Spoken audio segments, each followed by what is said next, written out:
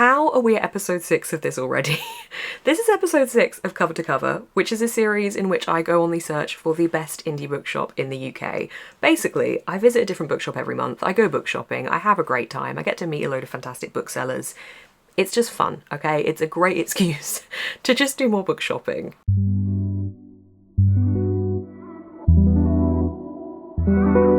For this month's trip, I'm going to be heading to Salisbury to the Rocketship Bookshop, which is a bookshop I'm pretty sure I've not visited before. I have been to Salisbury, but I don't think I've been to this bookshop, so I'm really looking forward to checking it out. This bookshop specialises in children's and young adult books, but it does have a curated adult section, as well as a section for local authors, which has me very excited because that is what I love about indie bookshops. You have that personal touch to it, so I'm really looking forward to visiting, chatting with the booksellers. It's also got 3 floors, which is pretty impressive.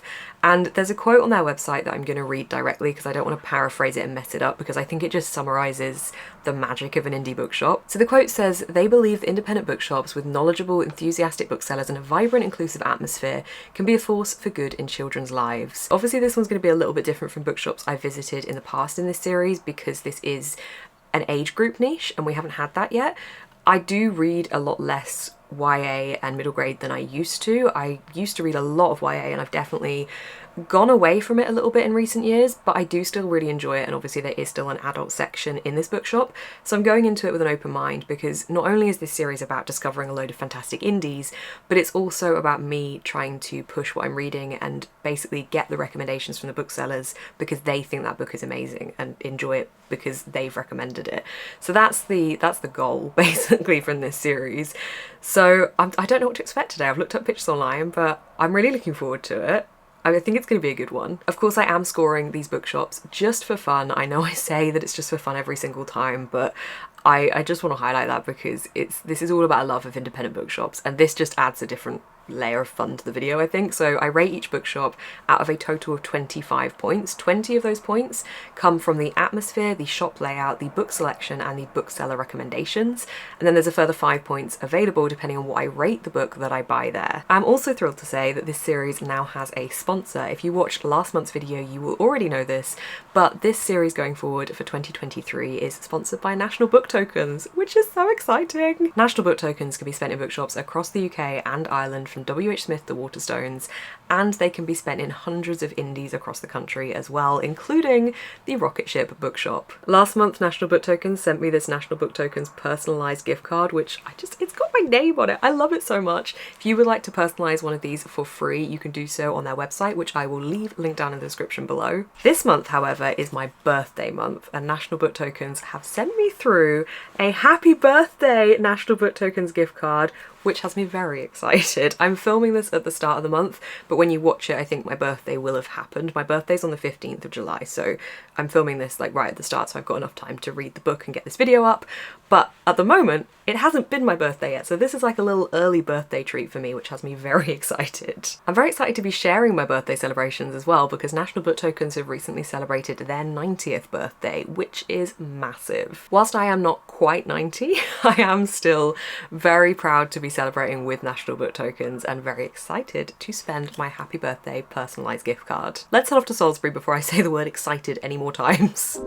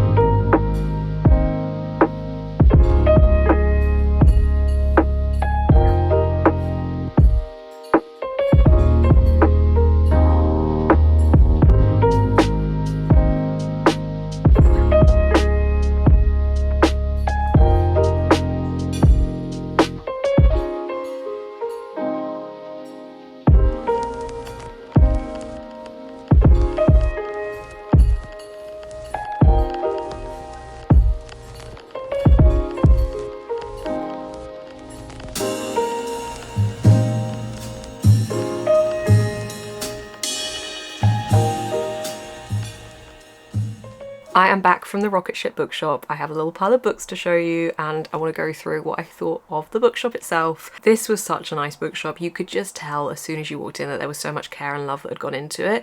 It's this really cool layout that's basically, you go in, you're all on one floor and you've got like some of the kind of highlight books, and then you go down a floor, but it's like, I'm saying down a floor, it's like a couple of steps layered.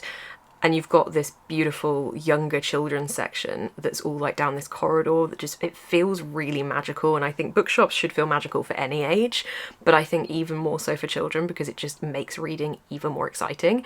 And then you go down again and you've got slightly older children, like 5 to 9 and then 9 to 12. And then you've got the YA, the teen to YA section. And it's all like done, spread around in age, so you can go to each different section depending on the age that you want to find the books for. And then there's tables showcasing some of the newer releases.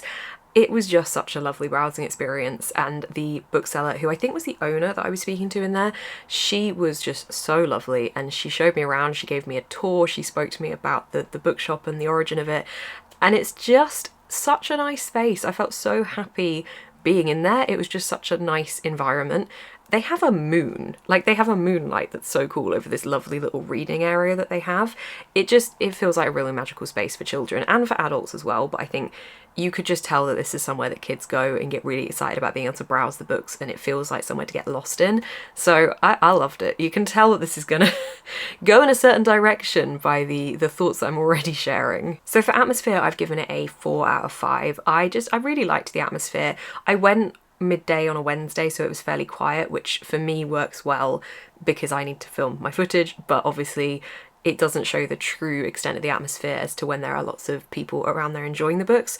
But I thought it had a really lovely atmosphere, so I gave it 4 out of 5. The shop layout, I have kind of changed this one in my head to think about after a few videos back when I was kind of trying to think about looking at the shop layout in terms of the building and what the capacity is of the building, because obviously there's certain things you can and can't do in spaces, and I don't want to take points off a bookshop if they literally don't have room to be able to add a lift, for example. So I'm kind of looking at it in the sense of what is available to that building space.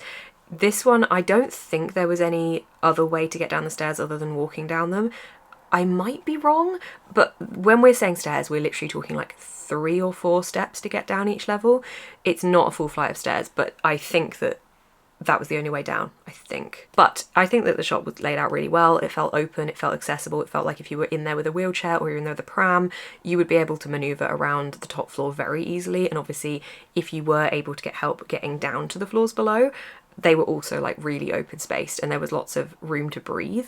So I gave the shop layout a 5. Book selection was great. There were so many different kinds of books that I hadn't seen anywhere else or books that I'd been looking for in other places and hadn't found.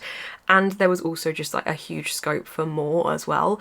Chatting away with the bookseller, I could clearly see that there was like all of these ideas for growth and just lots of fun stuff going on. And I thought the book selection just really spread very widely, and I think if you have a young child and you are trying to get them into reading, or if they already love reading, this bookshop is just going to serve so many of their needs because it's going to give all kinds of different book options available to them. So I gave it a 5 for book selection. Finally, the bookseller recommendations. I thought that the bookseller was fantastic. I always go in looking for a specific recommendation to read in this video. I've taken in more recent videos to just kind of saying what I enjoy rather than like, I want a thriller or I want a horror. And I just say what I enjoy reading and what I'm kind of reading at the moment, what book I'm reading, the last book I rated 5 stars was. You know, I just chat about what I like, and that is exactly what I did. And we had a huge long chat that ended up going into like talks about The Walking Dead, because it turned out they also really enjoyed The Walking Dead. I don't even know how we got into that, but we were talking about like horror books, in which there was a small horror section, and yeah, we just kept talking, and I got loads of recommendations from this bookseller. I had to put some of them back because I've just had so many of them. So I have picked 5 books and I'm going to show you what they are. But for the bookseller recommendations, I've given it a 5, of course, because honestly, you could tell this bookseller absolutely loved reading. Again, I'm so sure that she was the owner. You could tell she loved reading, and you could just see that. So I always think that's a win. And I felt at home in the bookshop, which is another win. So at the moment, total points out of 20 is 19. Because I just do it for fun and because it doesn't mean anything, I just give points all over the place because I just love bookshops and I just love celebrating independent bookshops. So we're at 19. I should be writing down what every bookshop has got so far, shouldn't I? Because I don't actually know what the other bookshops have got. I know that Mr. B's is in the lead, I think, but I don't know what the other ones have got. So it's a high score. Let's go through the books that I got. So the only book that I bought myself that wasn't necessarily linked to a recommendation is Gwen and Art Are Not in Love by Lex Croucher. I've heard so many things about this. Everybody's talking about this online. Everyone says it's fantastic. When I went to buy this one, the bookseller did say that she knew someone that was reading this and that they had said that it's like become their whole personality. So I picked it up. I don't really know what to expect from this. The blurb says that Gwen and Art are not in love. Rather inconveniently, however, they are betrothed, and now Art's been invited to Camelot to prepare for the wedding. It's going to be a long, hot summer of joust, feast, and trying not to kill each other until Gwen catches Art kissing a stable boy, and Art digs up Gwen's breathless diary entries about the kingdom's only female knight, Lady Bridget Leclerc. Perhaps they'd make better allies than enemies. Maybe it's worth convincing everyone that they make a disgustingly perfect couple after all. But with Gwen growing closer to Bridget and Art drawn to Gwen's brother Gabriel, the path to true love is looking far from straight. Yeah, I like that. Okay. Yeah, I mean, I did, obviously, I vaguely looked over this when I bought it, but I have just heard so many good things about it. So, yeah, I picked this up. I like that line, the path to true love never did run straight. Okay, right, that sounds fun. I want to read that. I also picked this one up, but then the bookseller was basically saying, like, it's the best YA slasher that they've read. So I picked up Kaelan Bayron's You're Not Supposed to Die Tonight. So this is following a character who has a summer job as the final girl for Camp Mirror Lake, where guests pay to be scared in this full contact terror game. Which just sounds great. The more realistic the fear, the better for business. And I think people start disappearing and then suddenly someone ends up dead? Maybe? Yeah, someone ends up dead and the final girl role that Charity has been playing becomes all too real, so they need to figure out who the killer or what the killer is after. But as they unravel the bloody history of the real Mirror Lake, Charity discovers that there may be more to the story than she ever suspected. It's very teeny-weeny. I enjoyed Cinderella is Dead by Kaelan Bayron, so I feel like I'm gonna enjoy this, and I love the idea of the slasher element. It's kind of giving me the Final Girl support group vibes, which I'm excited about because that was kind of like a satire of the slasher genre, but also like an ode to it. I think this is going to kind of echo that like homage to the slasher genre, which I'm excited about. So I got this, and then the three specifically that I was recommended by the bookseller. So one of them is Her Dark Wings by Melinda Salisbury. I really enjoyed a book that's name has slipped my mind from Melinda Salisbury. Was it something... Hold Back the Tide. That was a creepy ass horror. I am constantly in search of the fear in the books that I read, and that one actually did manage to scare me a little bit. It was very suggestive and very well drawn out, and I think it was done in a really interesting way. This one I don't think is a horror, but it has got like a mythology element entwined into it, so that has me excited. It's set on an island near the entrance to the underworld where there's a modern day Persephone. Corrie and Bree's friendship has always been unbreakable, or so Corrie thought, until Bree betrays her in the worst way possible, and then Bree's sudden death leaves Corrie heartbroken and furious. And the underworld calls to Corrie too. Enraptured by the passionate furies, she is taken to the realm of a god who is unyielding, cold and irritatingly arrogant. It will change her because the more she learns about herself, the more Corrie's own powers stir. But can she resist her darkness within? Mainly the sway on this for me was not only the fact that it's Melinda Salisbury as the author, but also the bookseller said that they had been chatting with their friend and they both agreed that this book was like the epic YA that you used to read, and how a lot of YA doesn't really have that like huge build up that is done in such a way that gets you feeling all that excitement like the OG YAs. And they were saying that this one does have that, so I'm excited about this one. Then I got the Woja, I think it's pronounced, by Magdalene Visaggio and Jen St. Onge. This is a graphic novel that on the front says a horror, mystery, or whatever.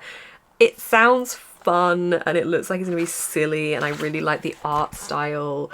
It looks like it's going to be a good time. So the blurb for this one: welcome to Bolingbroke, a small town just like any other, or so 8th graders Val and Lainey think.